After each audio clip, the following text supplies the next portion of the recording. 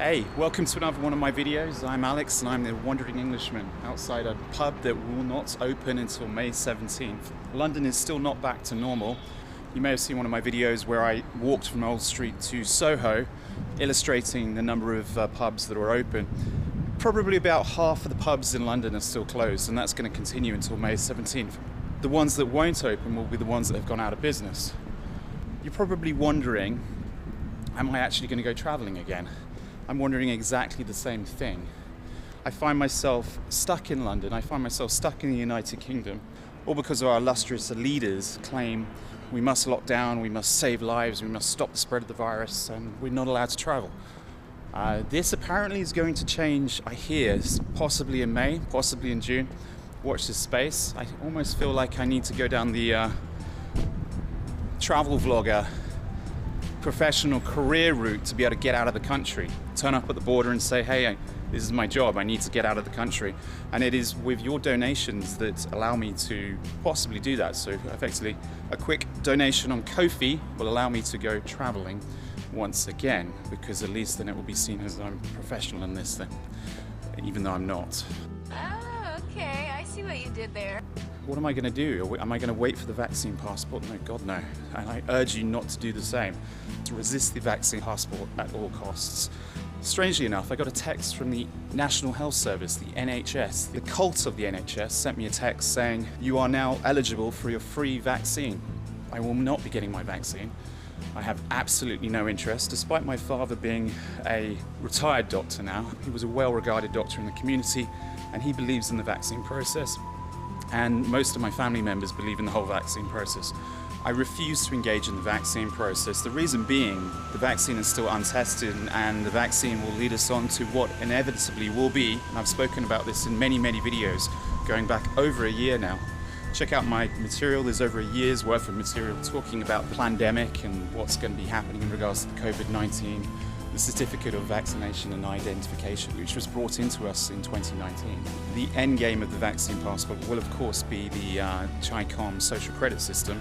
Basically mean that you will not be able to travel long distances, you will not be able to go about your daily life unless you have this vaccine passport. The thing is, the globalists and those in charge have realized that people are very averse to the idea of vaccine passports. Now, what does this mean? Well, this basically means that they're now trying to change the name of it.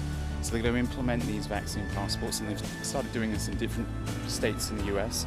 Orange County being one is trying to implement the vaccine passports, whereas the state of Florida has basically voted an outright ban of vaccine passports, which is fantastic news for democracy and fantastic news for the people of this planet. If only the rest of the world would follow, because there are certain European countries now getting in line, readying themselves for the vaccine passports. Supposedly, the measures in this country come to an end June 21st. So we already know that there are COVID marshals coming in after June 21st. If you look at the job adverts in the national press, you'll see that Wolverhampton, Northampton are all advertising COVID marshals that have been requirements for 21 and 22. Almost getting run over there. This is the mean streets of Shoreditch. This is my local turf. Another pub over here, not going to be open until possibly May 17th, as long as it hasn't gone out of business. Just to give you an idea in time, this is around about 12:30 in the afternoon on a Saturday. Normal circumstances, you would expect to see this pub open, but obviously due to the fact that it has limited outdoor space, it hasn't been open since 2020, and I really hope they have survived. There's a lot of pubs that will not have survived.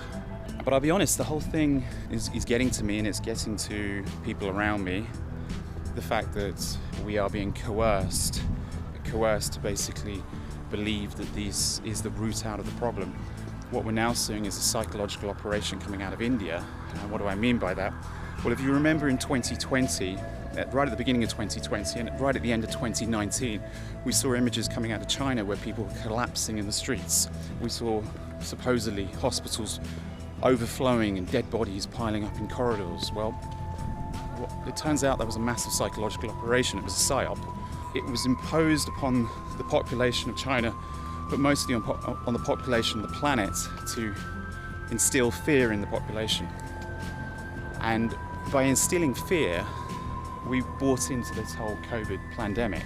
And what does fear do to a population? Well, fear, it damages the hypothalamus, it damages your immune system, and if you live in perpetual fear, I'm not living in perpetual fear, by the way, some might call me slightly paranoid, but I'm certainly not fearful. Generally, your immune system is weakened to the point where you're more prone to diseases, you're more prone to viruses, also more submissive to the coercion that our global governments are instilling upon the population. It's a beautiful day, actually. The sun keeps coming in and out of the clouds. This is what we would call Hoxton, Shoreditch. We've got the old Hoxton Theatre over here. Sometimes another thing I miss, the last time I went to the theatre was in March 2020, and now we're in May 2021. All I can do now is appreciate the theatre of the streets. Okay, so I think as the wind picks up, I've just waited for a break in the wind. I can continue on my little conversation with you.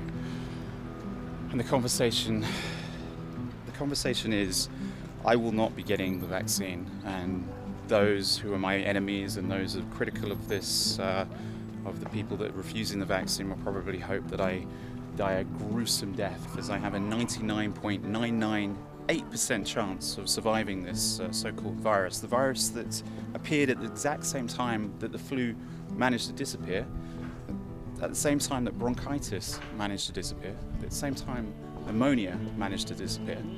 Total all those up, plus all the sort of mishandling of sending people home from hospitals and ignoring cancer patients, ignoring people with problems, you probably will get the total number of deaths from COVID. Already admitted that 96% of COVID deaths had underlying health conditions, meaning that the underlying health conditions are what killed them. The average death rate, as we've gone over many, many times in this channel, is something around 82, 83, depending on which Western European country you're living in. Slightly lower in the US because they have a more obese population, and it's slightly lower in the US because healthcare is great for the elites, not so good if you're on the breadline. Sadly, your life expectancy is reduced if you keep yourself with a heavy gut and a heavy load. Reduce the weight, keep healthy, you're going to live longer as long as you don't get hit by a bus or a car driving wildly around the corner while you're walking around the roads talking on a camera to people like yourself. When I finally do get out of the country, and I hope it is going to be soon, my plan is to make an escape sometime in May. So hopefully in the next few weeks, I will be covering wherever I go in the channel and talking a little bit less about COVID.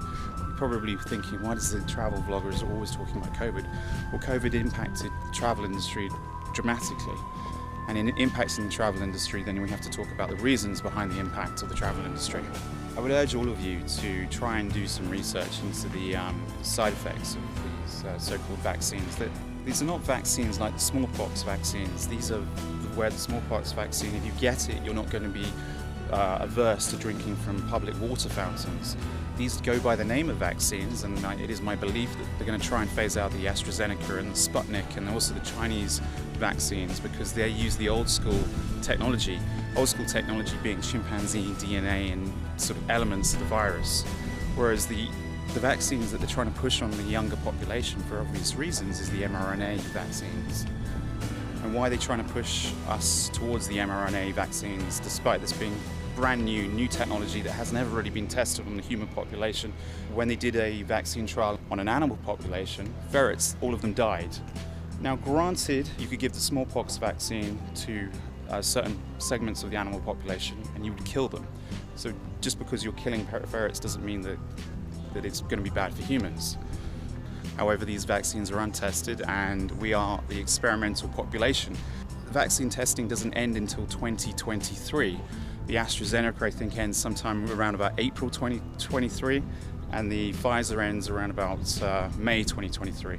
So until then, you're in a short-term trial if you decide to stick that needle in your arm. Now, if you're 85 years old, I had to cut because of the wind, but if you're 85 years old, then it makes sense that you might think I'm at risk. You're at risk from the flu in a normal year if you're 85 years old. Plus, you're also outliving the average population, given the average age to die in the UK is 82, so at 85 you're doing very well. If you want to sort of take the chance and stick an experimental vaccine in your arm, then so be it. But I tell you something, Joe Rogan was right. If you're young and you're healthy, why would you give yourself an untested vaccine, not knowing the short-term, the medium-term, or the long-term side effects? Anyway, I'm just going to get past the wind and get past the noise and sort of end this video because I think I've ranted on long enough. I just wanted to check in and say travel will return, but over my dead body it's going to return with the enforcement and coercion of vaccine passports. And I urge you all to resist at all costs. It is not for me to say you should or should not get the vaccine. It is a personal choice, and it's a personal choice for you. And in theory, if the so-called vaccine works, you should not care if the person sitting next to you does not have the vaccine. If the vaccine is working, then it doesn't matter that Joe next to you or Sarah next to you does not have the vaccine.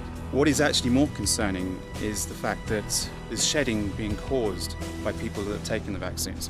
There's actually evidence to suggest that women who've been around people that are vaccinated are experiencing bleeding problems, are now having heavier periods. People that have not had a period in years are suddenly starting to have periods again. People are having miscarriages down to the fact that they come into contact with the vaccinated.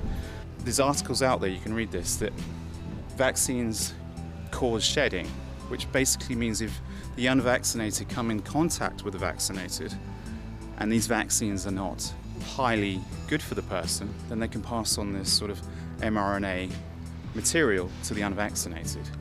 So it's effectively a way of them vaccinating the entire population, but not really vaccinating. By injecting a large percentage of the population with this mRNA technology, you are effectively passing it on to those that refuse to take it. For example, if I spend time with a population that has been vaccinated, there's a high chance I'm going to breathe in this material via the shedding from their body.